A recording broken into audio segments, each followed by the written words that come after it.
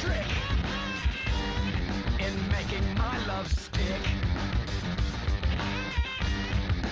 What's the trick? Hello, and welcome to the Film Critic and Common Man podcast. While other film podcasts might make a point of slowly poisoning their children with Pine Sol, we just ignore them and go to the other room. Every episode, we discuss a film from the perspective of a film critic and the perspective of a common man. We may not agree, but it certainly won't be boring. I am your co-host, Ben Miller. I'm a film critic, and I write about films from my own site, Ice Cream for Freaks. I am joined by my brother and common man co-host, a man who has been a ghost this whole time, Jake Miller. How you doing, buddy? I'm doing all right. Yeah. I mean, it's kind of disturbing, finding out you're a ghost. You've been dead for years, but well, Jake, I hate to break it to you. You don't know you're dead. Like it's you see what you want to see. It's like you're not actually there, buddy. It's like, oh, I got shot in, whatever that thing you did. Before we get into the film we're talking about today, we're still taking listeners' choice requests for the month of May. We have one more episode needs to get filled.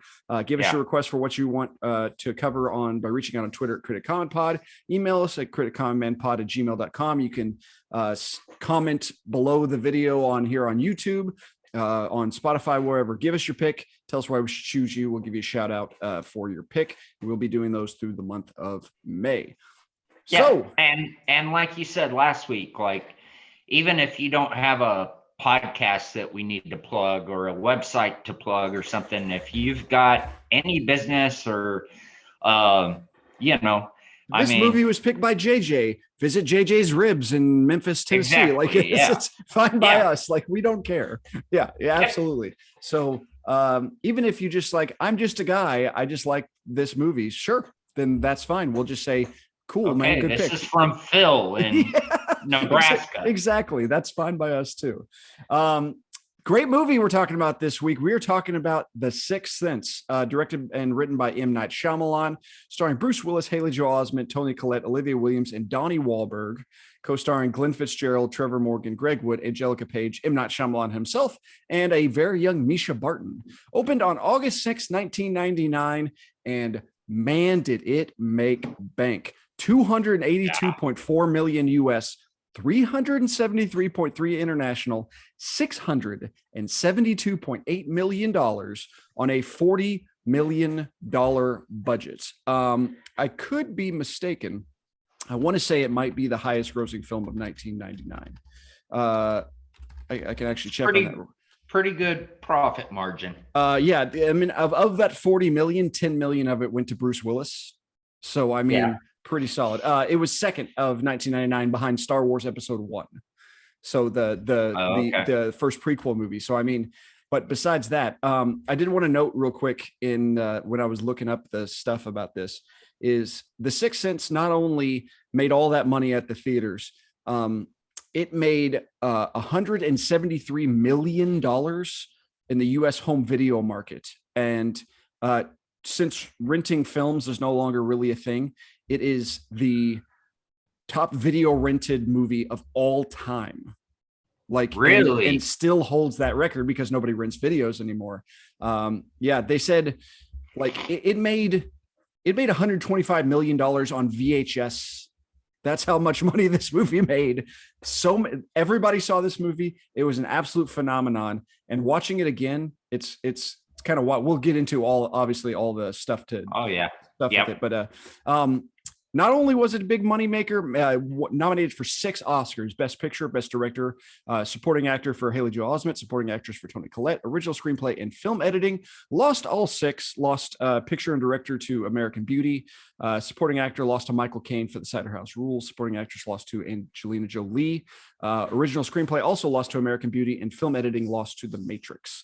A respectable critical hit, not exactly the runaway critical hit I expected, but 86% from critics, solid numbers there, and 90% from audience. The kind of film it is, 86% is a far and away exceeding expectations.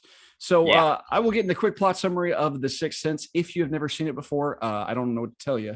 Spoiler alert.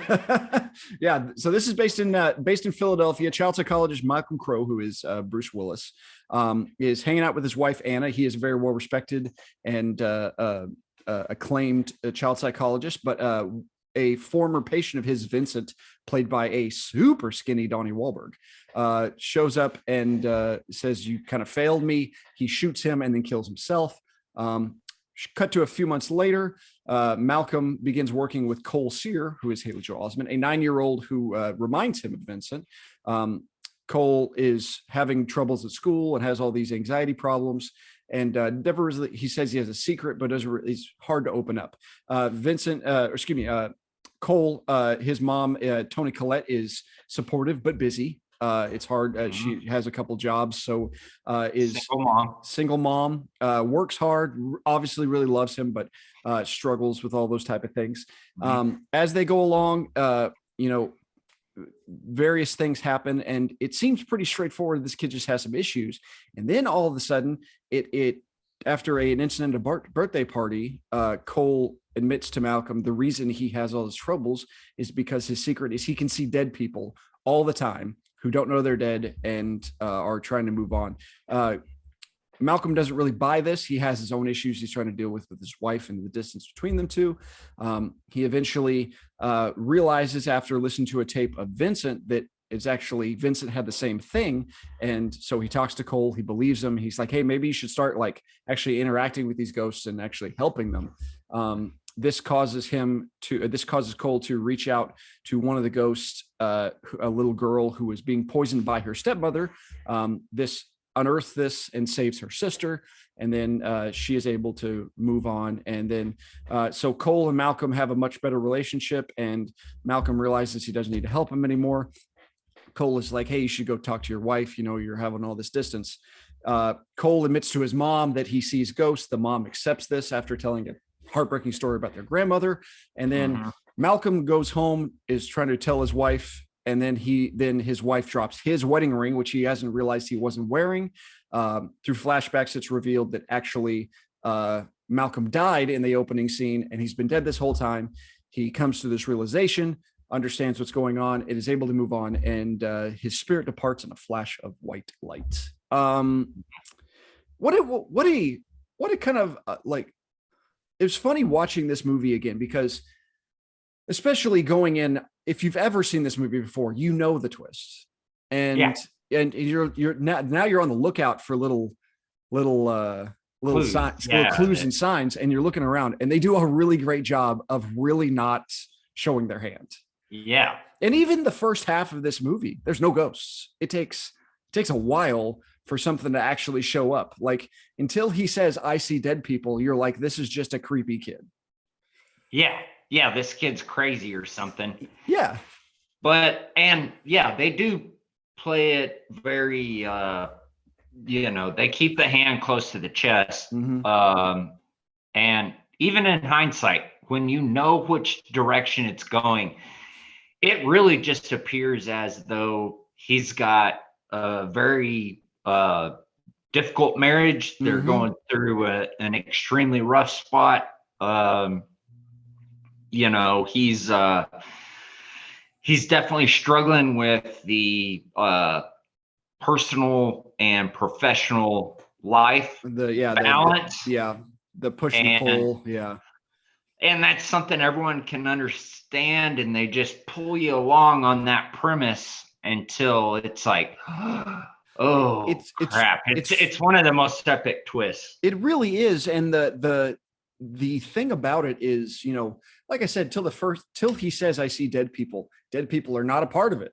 Like, you don't see him ghost right off the jump. It's just kind of like this kind of, and this movie is so much slower than I thought. Then on the rewatch, I was like, this thing is patient, meditative. Like, it's not like Bruce Willis really never raises his voice above a whisper this entire movie. It's a very non-traditional Bruce Willis movie, but I think it's a great performance by him. Just I think it's one of his better ones. I agree, absolutely. To be honest,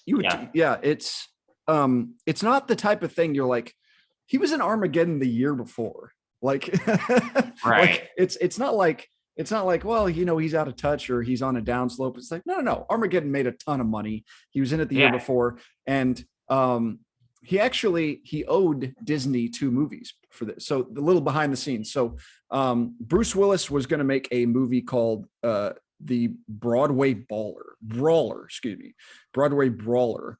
And he got into an it was supposed to be a romantic comedy, and he got somebody, I guess, get the director fired.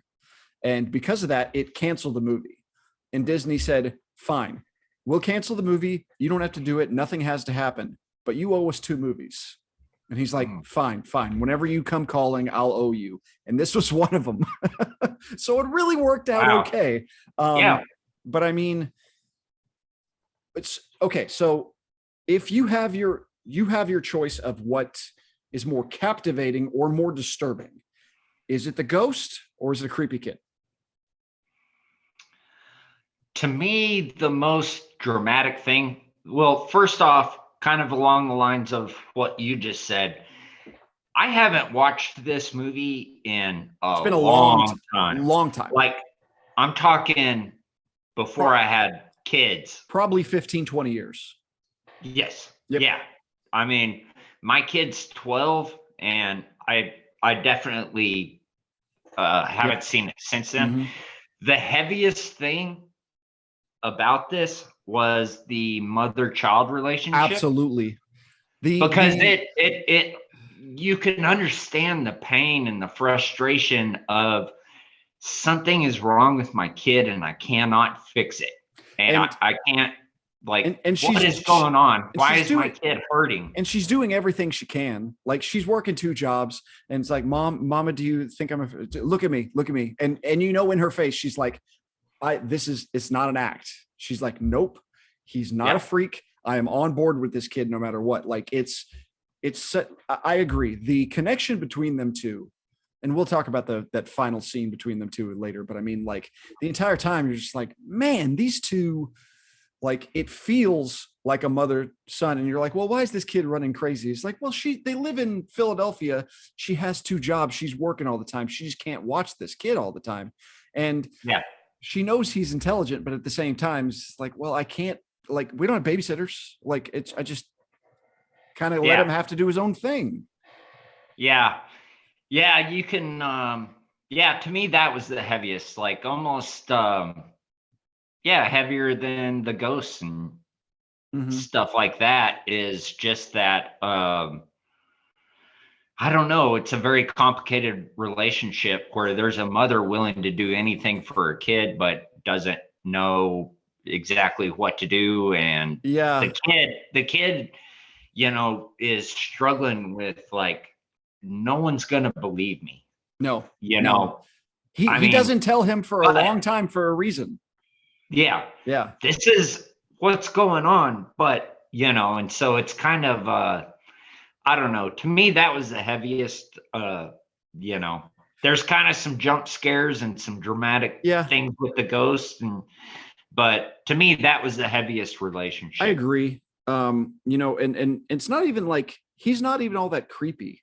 He's just weird to anybody who doesn't know what's up. Like, hey, why is this kid being so weird? And you're like, oh, he's being constantly tormented by ghosts. And like, that seems fair. Like, that seems like a good reason to be, why are you such a weirdo? It's like, well, like, what do you really expect? Here's the thing. Yeah. Timmy that I go to school with. Here's the thing. I see dead people. Like, you can't say that. Like, no, you can't. Like, he's perfectly aware that what he's saying is insane, but he also knows he's not insane. So he just has to kind of balance the two, and there's not really a fun way to end in the middle of it. I think the other fun thing this movie does is the ghosts are not, like, insane.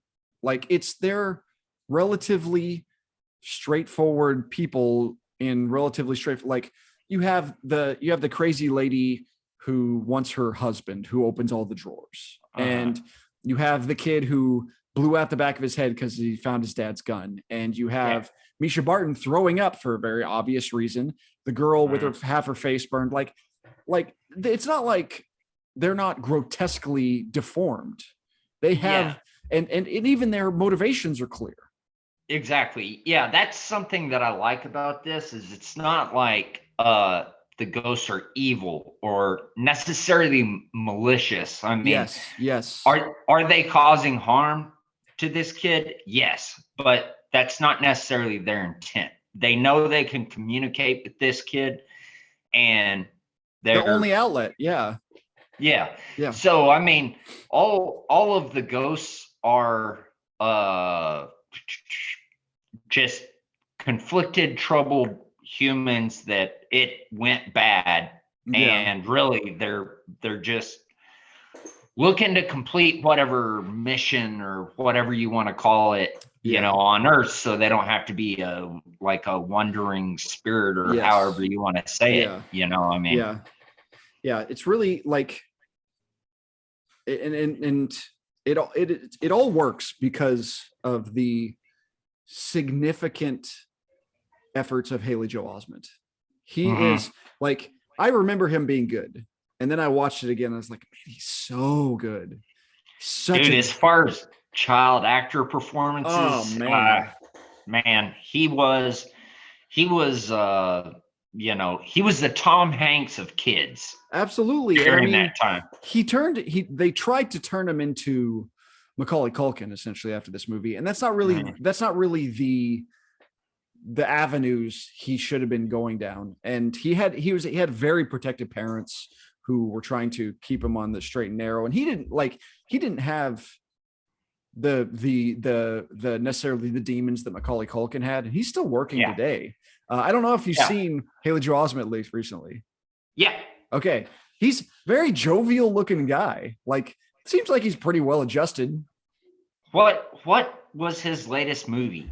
He I couldn't was was uh it he was in he was in he was something he was a chunky guy here recently very that I recently. saw. Oh, I'm gonna remember this. Hang on, I'm gonna get there. Is that He was in I don't want oh to sound stupid. jeez. No, I don't see much in here. Let's see here. So There was something very recent. is the romantic did you watch the romantic comedy Someone and I Used to Know with Allison Brie on Amazon? I don't know about that. Okay, he was on that. He does a lot of voice acting. Oh, you saw the Jeffrey Dahmer movie, right? Not the Jeffrey Dahmer movie. Zac Efron is the serial killer. Yeah. You saw that one? That's a Ted Bundy movie. Yeah, the Ted Bundy movie. He's in the Ted Bundy movie. Was that it? I think so. There's something where there's like a girl where he's the new boyfriend. Yes, that's it. He starts dating. Okay, so Ted Bundy is in love with this girl Liz, and then Liz starts dating Haley Joel Osment after they break up. Right. Okay, so that's yeah. Okay. So he's still working, but I think like I look at him and he seems like one of those guys where, like Daniel Radcliffe from Harry Potter, like Daniel Radcliffe got all the Harry Potter movie money, and he decided just like, you know what, I'm going to be weird as I want to be, and just decides to go in that direction because he has the money. Fuck you movie. Exactly. Fuck you money. Exactly. Yeah. Fuck you money. Excuse me. And I imagine Haley Joel Osment has enough that he's like, you know what, I can probably do what I want. I can coast. And he had, it's not like this is his only thing. He was in Forrest Gump. He had obviously the Sixth Sense. Pay It Forward is its own thing.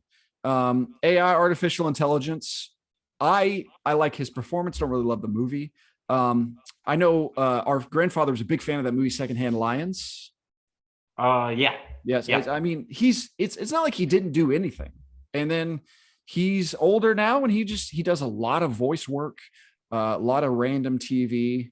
So I mean, I get it, but I mean, this movie doesn't work with it. Not only does it not work without Haley Joel Osment's performance, Toni Collette and what she brings. This is her first American movie, by the way. She's Australian. So is she? Yes. Yeah, I didn't know that. The funny thing is she plays an American in everything she is, so nobody knows she's Australian. It's a fascinating kind of career of the stuff that Toni Collette has been in. She was in this movie, a small Australian movie called Muriel's Wedding. that brought her into prominence back in the 90s. And then she's in like little stuff. Then she's in The Sixth Sense in 1999, gets an Oscar nomination. And then now you see her all the time. It's like she's in Shaft. She's in that movie Changing Lanes. Wasn't she in that Knives Out movie? She was in she was in Knives Out. She was the first Knives Out. She was in Little Miss Sunshine. She was in a bunch of movies for a bunch of different people. She was in one of the XXX movies. Like she's in stuff all the time, and still doing stuff. She was just in a movie called Mafia Mama a couple of weeks ago, where she's a woman who inherits a mafia family. So I mean, but out of this, like, she's such an interesting presence in this movie. Like, she's like not sloppy, but kind of like the mess of a mom who's trying her best, but she's like, it's so protective. Like those were some of the best laughs of the movie. It's like whenever she's sleeping, she's like, if somebody heard you, I'll kick their ass. Like, yeah. And I like how she at one point she gets home and they play this game, her and Cole. That's a great little scene. They make up this, like, this. How was your day? Yeah.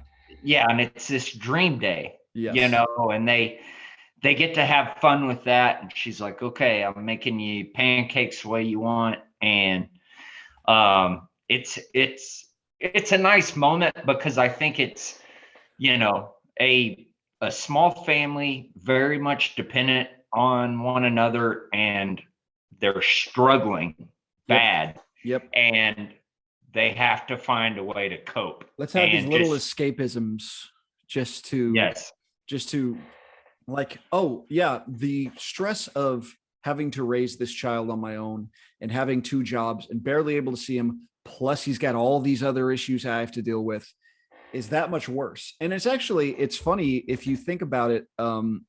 Kind of one of the giveaways of the twist is like, she can afford a child psychologist. Like, no, right. Of course she can't.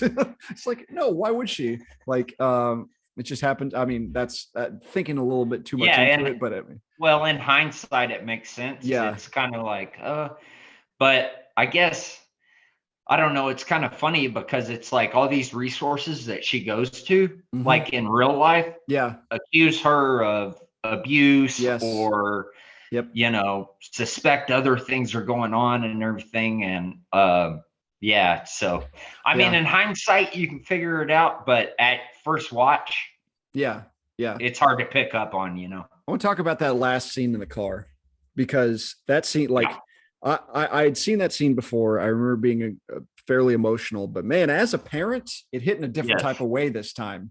Absolutely. I mean, I almost lost it. Like, I was like, man, it's hitting. I did lose it. It got me this time. That's a powerful, perfectly acted scene between the both of them. And the way he says mama and they hug, like, it's just like, oh, just it's the entire film. You have to lay down the foundation of that relationship. The entirety of the film is like, okay, we know they love each other. He doesn't want to open up to him, don't want up to her, all this kind of stuff.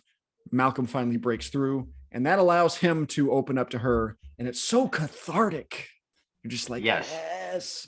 And I almost wish, it's like, well, you know, yes, Cole is tormented by all these ghosts, but at least he got to see his grandma every once in a while.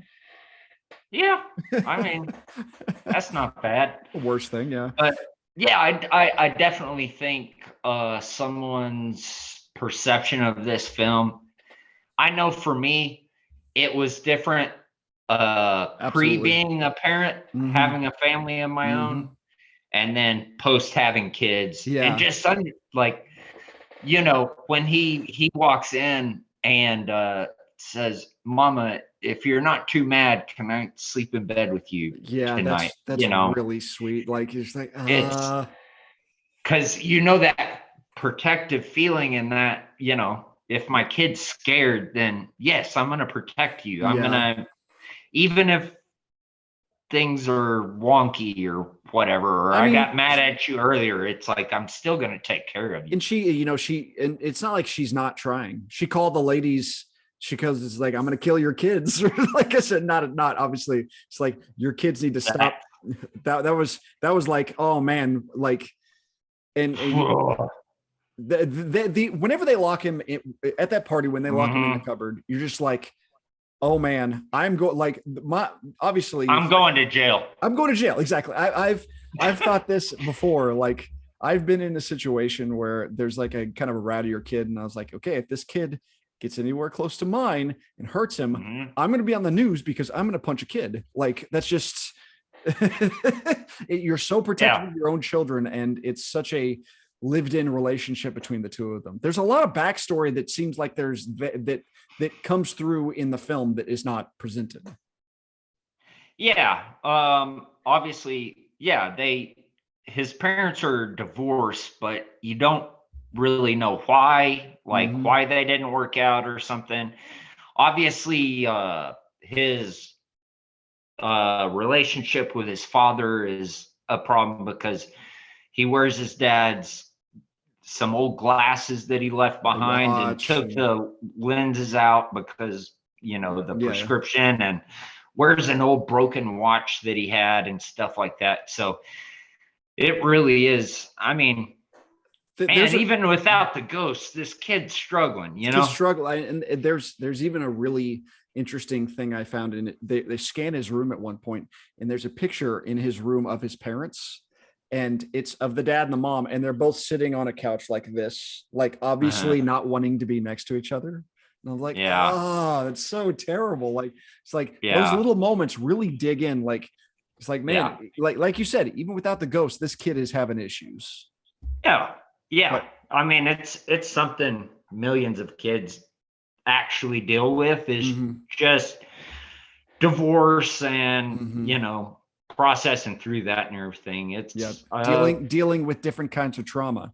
All right, let's okay, so the twist ending, obviously the selling point for this movie, like, and it's not necessarily the selling point, but I mean, it's the things, like, that's the thing the film is known for. Sixth Sense, twist. That's what those are the two things go hand in hand. And it's so like I said, watching it another time, you're going through it and you're like, there's going to be something that's going to catch me. And there's going to be something that I'm like, nope, they gave it away right there. And they never do. They really do an exceptional job of keeping it hidden the whole time. There are little clues, and you see the things as it goes. You're like, oh, Bruce Willis never pulled out that chair. That chair was already out. And he doesn't physically move anything. And like, why is he so available at all times? And like, so, I mean, the twist works. That's the big thing. It's not like it's not like a twist for twist's sake. It works. Yeah, definitely. I mean, when you rewatch this, you can kind of pick up on things, but they play their hand very cautiously and wait until the moment to, lay out the winning hand there. And it does work. I mean, I remember watching it for the first time, and it definitely was like a no way, holy crap moment, absolutely. I mean, it does a good job. My interesting question is, does Cole know that Malcolm is a ghost? I mean, I'm not sure it matters, but do you that was my big thing thinking the whole time. It's like, is he aware that he's a ghost? Like, is he? I kind of think, well, it's right after him and his mom have that thing, and she says, I'm gonna make you pancakes, and then he talks to him. Whenever they end that, he goes, I like you, you're nice. Yeah, that's a good point. And I kind of think I kind of think that was alluding towards, like, you're not a scary ghost. You're nice. You can't help me. Yeah, exactly. That's I'll talk to you, but thanks for not scaring me. Yeah. That's really interesting. Like, that's a good line to pick up on, because of the saying, like, he's saying he's being tormented by everybody, and obviously he knows his grandma and all that kind of stuff. It's like, well, what is her unfinished business was not telling her daughter that she saw her in the play. So I mean, that's the factor of it. And it's like, oh, your unfinished business you can do for me. So it's yet again another thing. So that's really interesting. Wow, that, like, the twist works because it's earned. Like it's a patient Absolutely. it's a patient film that does not, it's not a like, sometimes there's a twist and you're like, oh, screw you. Okay, have you heard about the movie Remember Me? It's a Robert, okay, there's no chance you've seen it. It's a Robert Pattinson movie. So it's Robert Pattinson, middle of Twilight, and he's like a young troubled kid, and he has kind of like a contentious thing with the relationship with his father, and he has this romance with this young girl, and this entire time you're like, okay, well, why is it called Remember Me? And then right before the movie ends, he's in one of the Twin Towers, and it zooms out on September 11th, and you're like, come on, man. Like, it's not even like, oh, that was earned. It's like, oh, what a fun little twist. You're like, no, this is gross. And this is the exact opposite of that. It's like this. Yeah. It's like, no, the wool is not pulled over your eyes. Yeah. Yeah. Well, I like the way you put that, is that this twist is earned. Very much so. That's an excellent way to put it, is that this movie is patient, builds it up without people knowing that it's built up, that it's building, or like what, and then they just lay it on you. And this movie doesn't make the money it makes. Excellently written. Absolutely. Yes. It's peppered in without being like, oh, look what you're missing. It's just little details, but at the same time, not like concealing details. This movie doesn't make all the money it makes, probably without people going like, well, I got to watch it again and see the little things that I missed. Yes. And it's a rewatch movie for that specific purpose. And like you said, I like any movie that I can watch as a kid and be like, interesting, and then watch it as an adult and like, whoa, more layers. Always interesting in that way. Yeah. It's funny to watch movies with big twists that you rewatch, and in hindsight you can kind of see it. Mm-hmm. You've seen The Mist, right? Yes, The Mist is a great example. All a crap movie up until the ending. And it's just so devastating. The twist makes it. Yes. But up until then, you're like, this needs to get somewhere. And then at the end, you're like, holy shit. Yeah, it's a movie we talked about before. How about Gone Girl? Like, until she shows up narrating, you're just like, okay, maybe he killed this woman and all this kind of stuff. And then she shows up and you're like, whoa, totally different movie now. And it's earned. It's not just a twist for the sake of being a twist. Yeah. Yeah. Now this is really well done as far as like keeping you engaged until that twist, and finishing it off nicely and cathartically as well. It's like the prick actor kid that was bullying Cole. Yeah. He's the village idiot. He gets put in his place. Yeah. Cole is elevated to this status where he's accomplished, and he's more accepted. He's happy, more accepted, and accepted. Yes. Yeah. And then, Bruce Willis, I hope, finds his peace and moves on, and the wife can, recover from his death. And so it is very cathartic. It's very dark and heavy, but it is cathartic. Yeah, I agree. And I can't remember a movie I've been this rewarded by with this much distance between. I don't know why as much money as it made, Sixth Sense isn't on TV much. Like, it's not one of those cable TV staples. Like, the fact that I haven't seen it in 15 years was very rewarding. I was like, man, this is there's so much stuff you find more fresh. And like I said, the 45 minutes in, there's like still no ghosts. Like, and then the ghosts show up and they're just like, no, so it's a lot of interesting things with this movie. A shockingly surprising rewatch more than anything else. Yes. Yeah.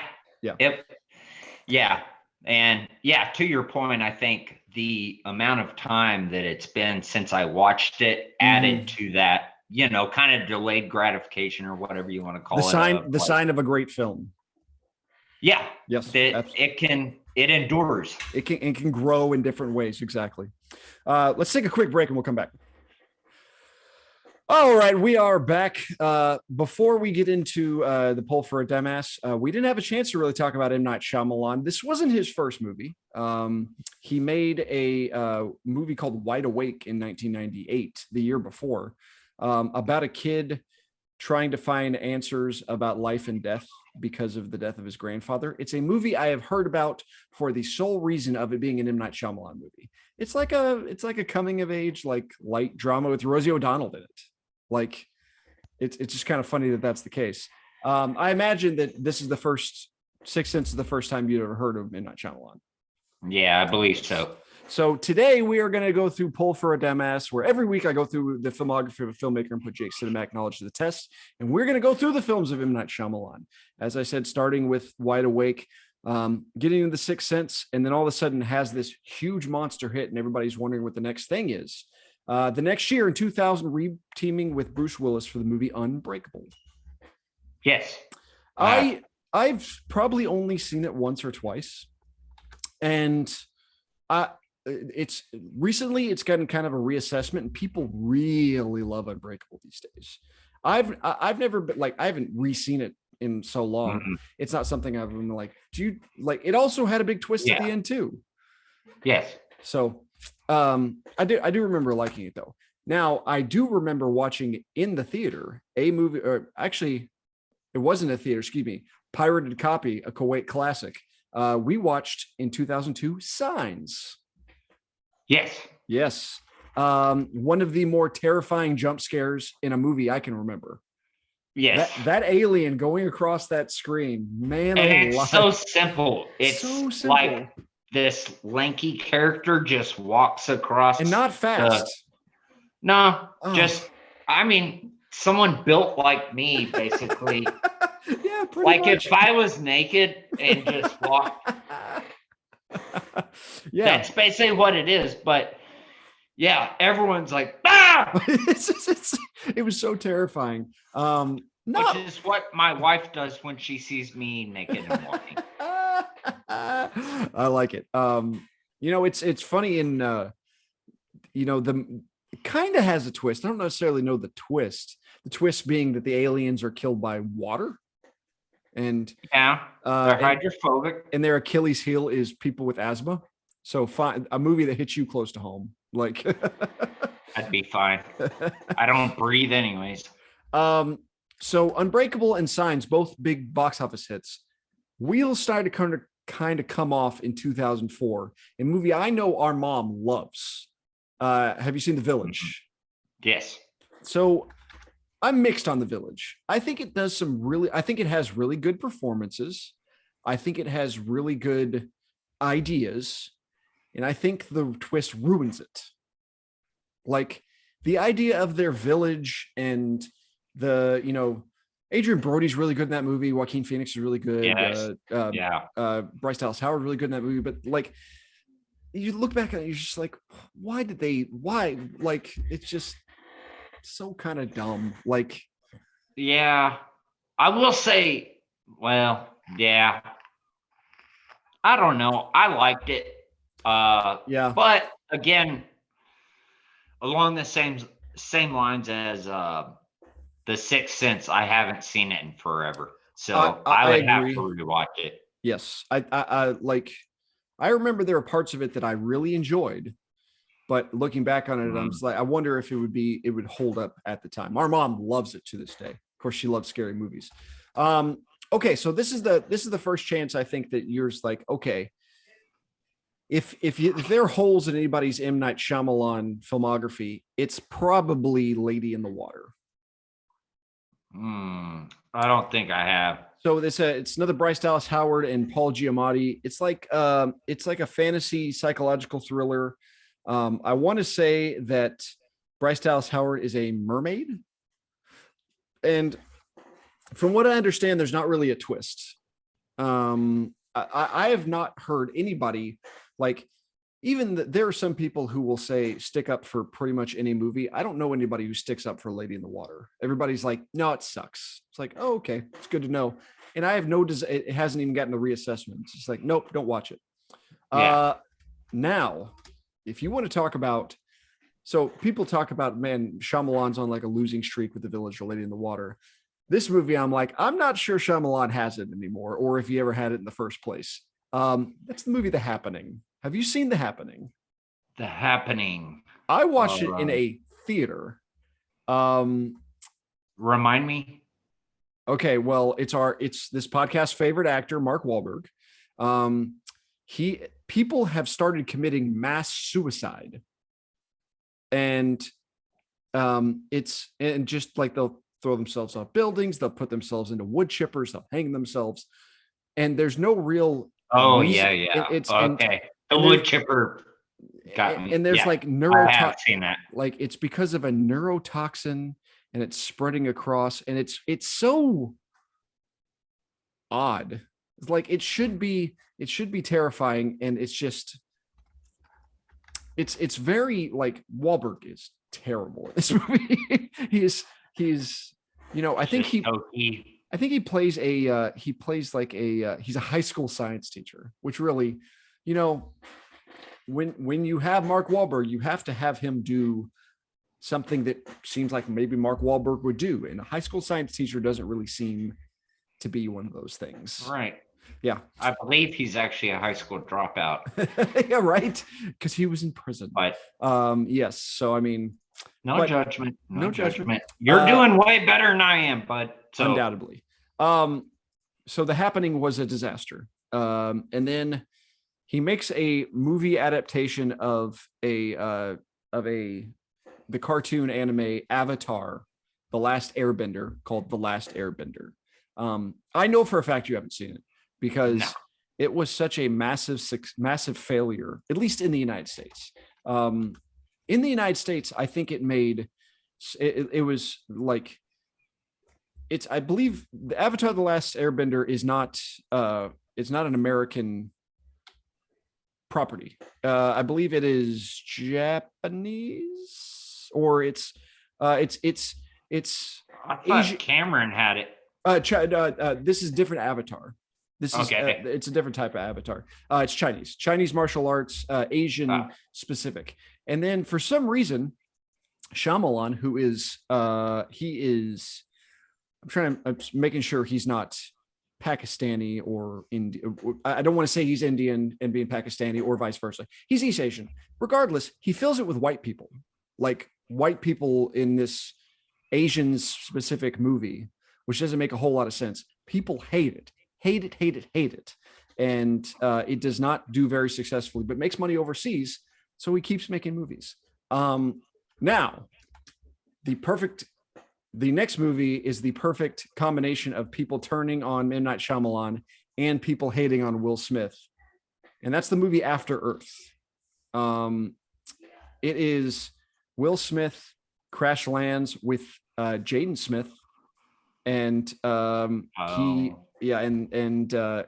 he's like, it's a Jaden Smith action movie. And I've heard it's bad. I don't want to watch it, nor do I think I ever will watch it. No, that's a no for me. Yeah, but I remember seeing previews or something of it. Yeah. Looks like a big mess. Anyway, so that's about as low as he got, and everybody's like, man, Shyamalan tried. He had that run, and he just had too many crap burgers after another. So I guess no more. And then he returned to his base, and he had a movie in 2015 called The Visit. Have you seen The Visit? The Visit. The Visit is about a couple of kids who go visit their grandparents.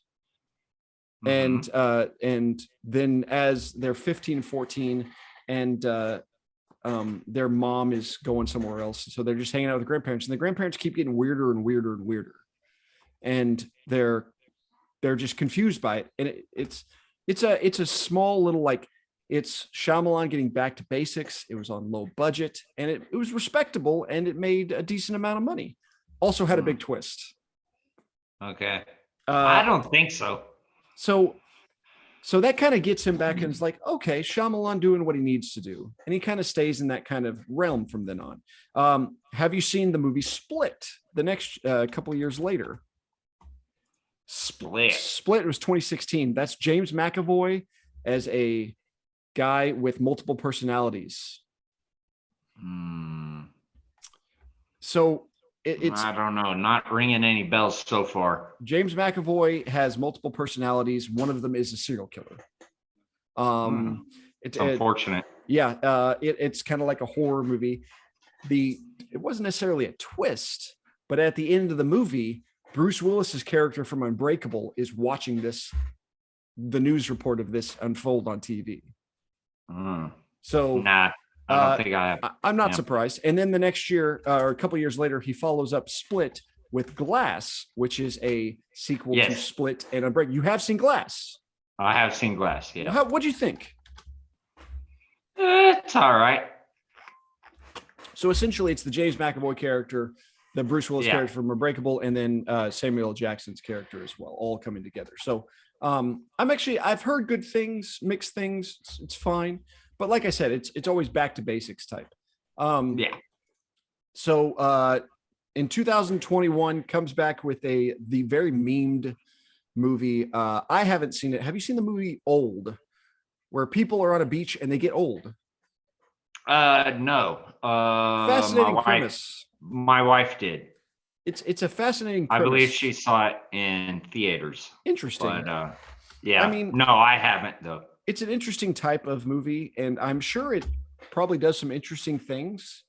It's just horror thriller stuff, like the horror kind of stuff is not necessarily something I try to seek out, but I'm always like, if it does something interesting. And then this year, just a couple months ago, released the film Knock at the Cabin. No. Dave Bautista and 3 other people kidnap a vacationing gay couple and their daughter, and they say you have to sacrifice one or the other, or the world is going to end. Okay. Now my wife watched it too. Yeah. She streamed it, and I was like in and out of the room. Oh, okay. So I know what you're talking about, but no, I haven't sat down and watched it beginning to end. I've caught like 5-minute clips along the way. It's gotten some good reviews. It made decent money. It's like, I like that Shyamalan's kind of getting back into the swing of things and what he does well. Like, he knows his limitations, I think, at this point. Like, he's like, okay, I'm not going to take these big, huge swings because these big, huge swings aren't working. What I'm going to do, I'm going to kind of humble myself, get back to my basics, keep it simple. And that's kind of what he's doing with these stories. And I like the direction he's been taking. So it's interesting. All right. So that's all. Jake, you went 5 out of 12. It's not necessarily, I didn't think you... It's not like, oh, Jake, you should be disappointed you've only seen 5 M. Night Shyamalan movies. I have seen, of the ones you have seen, I've seen Unbreakable, I've seen Signs, I've seen The Village, I've seen The Happening. I haven't seen any of the others. So you have one up on me. And hey, so I mean, what are you gonna do? I mean, what the heck? So well done regardless. So 5 out of 10. Appaloosa, Hidalgo. That's right. Yeah. All right. That's about does it for me. Jake, what do you got? Hey, you're in the hot box. Each episode, instead of me stirring conversation, Jake peppers me with a series of questions that I will answer truthfully. Sometimes it's just trivia. Sometimes it is not. What do you have for me, buddy? Okay. So in this movie, something that I noticed was, whenever Bruce Willis comes home to his wife, and they're celebrating because he got this prestigious award Mm-hmm. from the city of Philadelphia. Yes. And he's sitting there looking at it, and he goes, "How much do you think that frame is?" That's an expensive frame. Yeah. Yeah. And then later on, whenever he meets Cole, Mm-hmm. he specifically mentions, like, yeah, I used to It used to be a good one. good, Yeah. and I got an award, and it even had a nice frame on it. So it's almost like, I mean, he attaches significance to something relatively insignificant, Mm-hmm. but to him, it's affirming. Yes. It's affirmation. Yes. What is your fancy frame? What is something that, like, you take pride in, but if you get introspective, you're like, that's just, Yeah. Yeah. There's it's kind of silly because I kind of look around and I'm like, well, is there something? And I was like, yeah, it's a water bottle. Like the amount of, like, of all the things in my life that are kind of like, well, I don't know if if I'm in the best of shape or if I'm taking care of my body or doing the right things at work or whatever. I know I'm hydrated. Like, it's a stupid thing, but every time it's like, you know what? I drink in the ever living hell out of water. My kidneys are the high functioning machines that they are. It's kind of funny you say frames, because I look at the degrees behind me and I think, like, all three of these frames are official. Like, all three of these were fairly expensive, like the frames themselves. But at the same time, I'm like, but if it's like how it was when I graduated, you had to pay for them, right? You had to pay for them. Yeah, it wasn't gifted to you. And the diplomas, the degrees in there are like, well, those are that I spent a lot of time and effort to get those, and I can't just put them on the wall in nothing. It's like just a thumbtack. Exactly. Drywall. Our grandfather's draft papers. Exactly. A great example. It's not just a piece of paper. It needs to have some safety in there. It needs to have, I really like that kind of idea of putting more thought into something a little that you otherwise wouldn't be introspective. I'm sure there's something around here, like, I can't, like, I'm sure there's 1,000 things. You can actually see on the wall there, these little shiny things. These are wafers from as a software engineer. When you make them, that's how they make microchips, and that's just kind of the raw material. So you just look at that, like, okay, why is there a mirror on the wall? It's actually not a mirror, it's a wafer. And it's just, kind of that, oh, it's my job. It's my job. It's that kind of thing. So it's interesting. Like, you can just put undue thought into things that don't necessarily need all the thought. Yeah. I know. It's kind of funny, like, just those things that you take pride in and you're like, that was an accomplishment. But I mean, to other people, they're like, no, okay. Yeah. It's like, oh, I got this little thing, or there's a mug that I have right here. I don't put coffee in, but I got it for Father's Day. So I was like, I like looking at it and I like having it here because I know I got it for Father's Day. It's like, well, do you not want to drink out of it? It's like, no, I like having it pristine. Like, yes. Yeah. Okay. So this is the Sixth Sense. Mm-hmm. So preliminary question: what are the 5 senses? This is like Seven Dwarfs. So I'm going to screw one up. Sight, smell, taste, hearing, touch. Yep. Okay. Among those, if you have to lose one, you gotta lose one. Which one do you go without? If you had to sacrifice one and you had to pick, the easy one is smell, just because you're like, being nose deaf is not necessarily something I think would change anything. Like, I think I could function in my daily life without knowing that I can't smell anything. Like, that being the big factor. It's interesting to think of now, like, okay, what if you lose your sight or your hearing? What if you do that now with the 30 plus years of experience that we have? Right. Like, Yeah. how does that change it as opposed to like if you're a kid or a baby? Obviously, Yeah. Born with it. Yeah. obviously our aunt is deaf and she's lived with that her entire life and has all that experience. But what is that trying to learn? Like, I can't I could visually see it, and reading somebody's lips, considering I've been hearing all these years, is kind of a different thing. I would definitely choose deaf after that. Like, blind would be the last thing. Yes. Yes. But the last thing I guess taste, you think of taste and.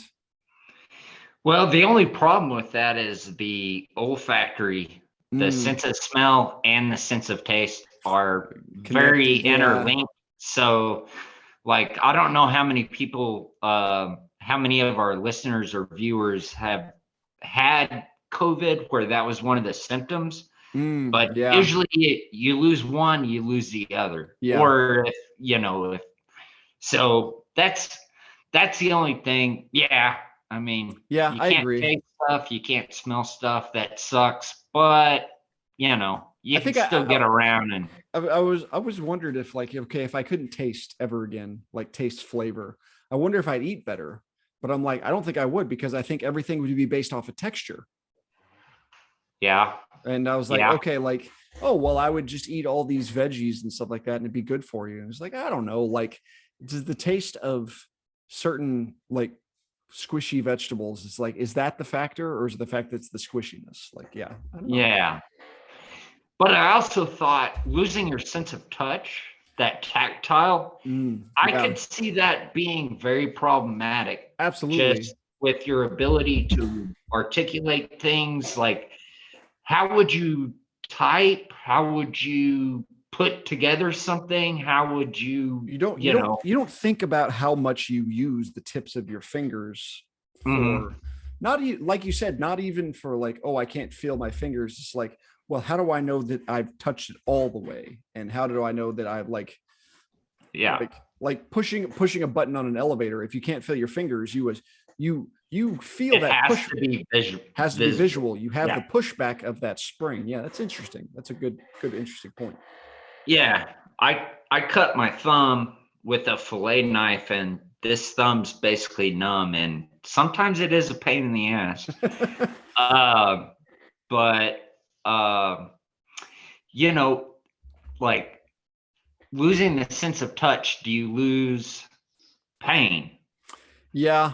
Pain is there for a reason. Like, if you can't feel, oh, my arm is burning, or I just ran an angle grinder up my hand, or that's what like, if you can't feel it, then how do you know that sense of like, oh, that's not good? That very instinctual thing, like when the kid touches something hot when they're little. That's what they tell you in whenever you work out. You're like, well, oh, my shoulder hurts. It's like, that's your body saying, stop doing the thing you're doing. Like, exactly. If you have no pain, then you keep pushing through until something breaks. Yeah. So yeah, exactly. And it's like, I've heard of people like with severe back injuries, and they get on painkillers. Yeah.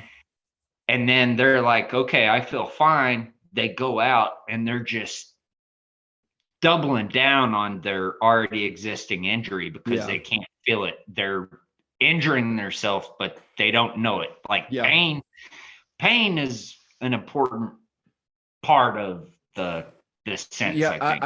I had a doctor tell me that it's like, he was talking about people with Achilles strains. He said he used to give inflammation just shot like painkillers, steroids, cortisone to kill the inflammation, essentially. And then whenever he did that, people would snap their Achilles because they're not stopping themselves because they're not in pain. So yeah. Well, I mean, you can watch lots of sports movies. Friday Night Lights is what comes to mind first off. Varsity Blues. Varsity Blues. Yeah. Where Sunday. They just shoot you up with stuff and then get back out there and you're Yep. just, yeah. But I don't know. Yeah. Did you, if you can remember, on your first watching of this movie, did you figure out the twist before the twist happened? Had no idea. Like I'm Yeah. I'm not about to be like, oh yeah, absolutely. No. As soon as it happened, I went, oh, exactly. Oh my God. Like, I can't believe that was real. Like, and Yeah. then the great thing that makes it is that nobody knew that either. No, like anybody who said, oh, I knew Yeah. it was coming, is like, you're a liar. Like, Yeah. so there's a producer on this movie who he read the script, he had seen, like, knew what the movie was about, and then he watched it.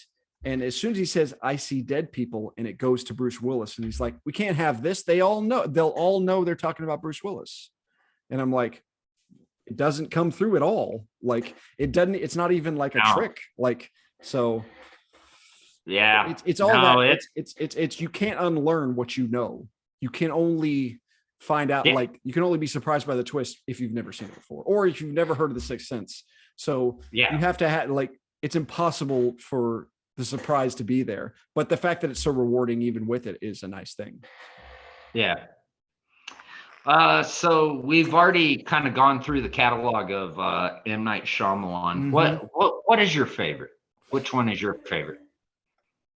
I mean, it's a cliche to say The Sixth Sense. It's The Sixth Sense. Like, it's not going to be topped. I don't know how we can top this, because I went into this watch kind of not pessimistic, but guarded. I was like, no way it's going to hold up. No way.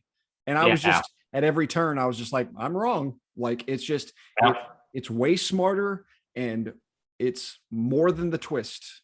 Like, and I was thinking about it, and I'm like, man, they could almost, like, they wouldn't be any conclusion for him and his wife, but they could end it after that scene. And it's a weird ending, but it's not out. It's not like, it's just kind of the ending. Like, if they had ended it with him like, hey, I'm sorry I've been so distant. Oh, that's all right. We'll get back together. Hug, fade to black. You're like, yeah, it's still a really, really good movie. Yeah. Like, yeah. I don't know. The way they ended it, I mean, it's so perfect. Like, there's so much catharsis to it. Yes. Shyamalan did a really good job with that. Knocked out of the park. Yep. Kind of breaking that news right at the end, and then going, hey, everything's good. Yep. And good night, everybody. All the loose ends are tied up. Yep. I agree.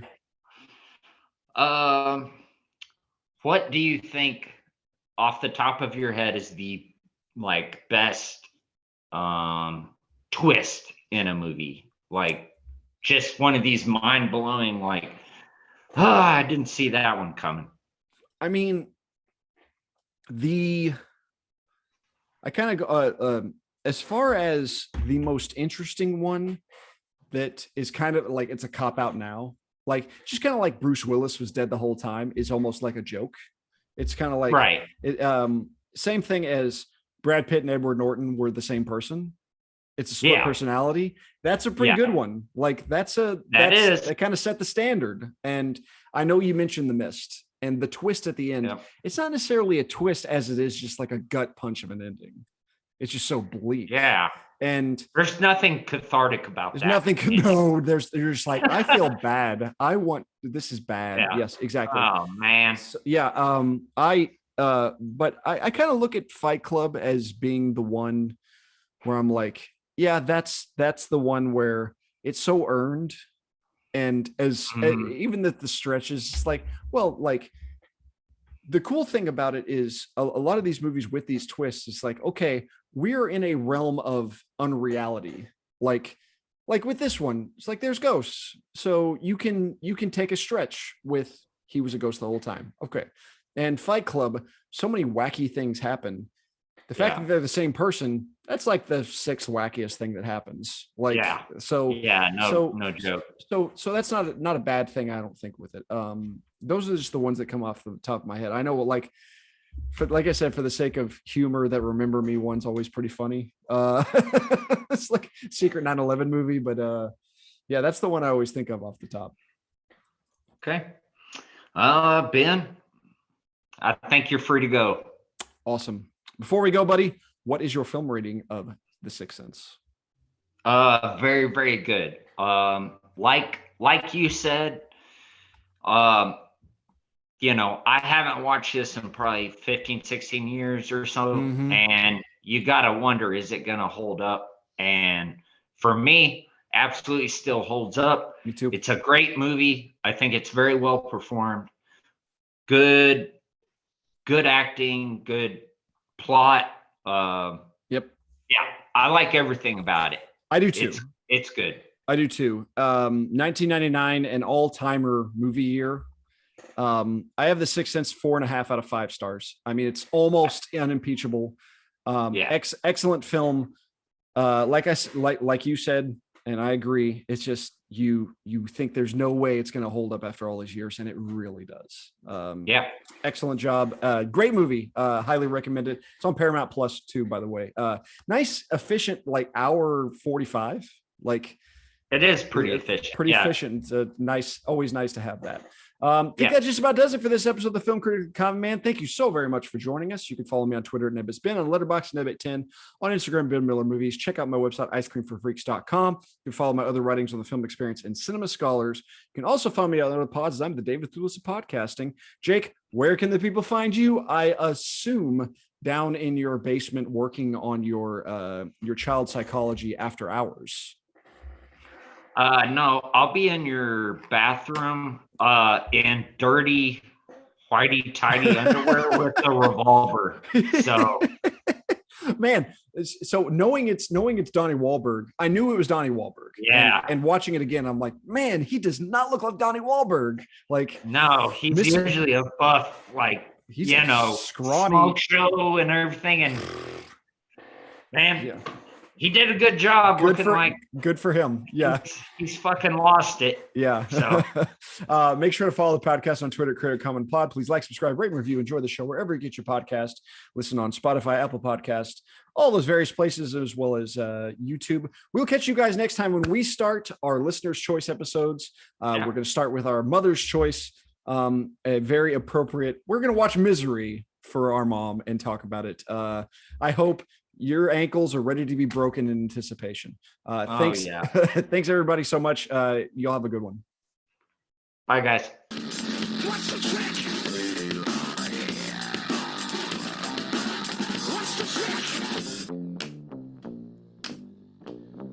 trick? In making my love stick.